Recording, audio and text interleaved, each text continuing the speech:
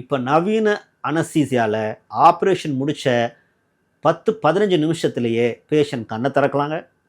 Patient நமக்கு சொல்லக்கூடியதுக்கு obey பண்ணி கமெண்ட்ஸை திருப்பி செய்கிற போது மட்டும்தான் அவங்கள ரெக்கவரி ரூம்லேருந்து வார்டுக்கே அனுப்புகிறோம். ஸோ இப்போ ரெக்கவரிங்கிறது வந்து போஸ்ட் அனஸ்தீசியாவில் ரொம்ப அதிகம்.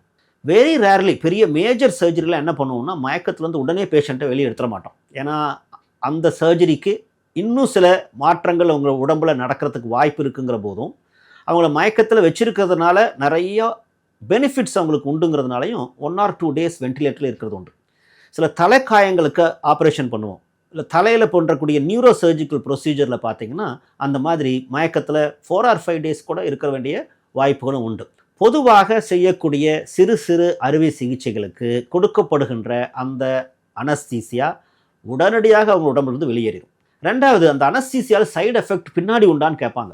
இன்றைக்கி நான் அனஸ்தீசியா கொடுத்து ஒரு ஆப்ரேஷன் பண்ணிக்கிறேன், இந்த அனஸ்தீசியானால எனக்கு பின்னாடி ஏதாவது ஆபத்து உண்டுன்னு கேட்டிங்கன்னா இல்லவே இல்லை.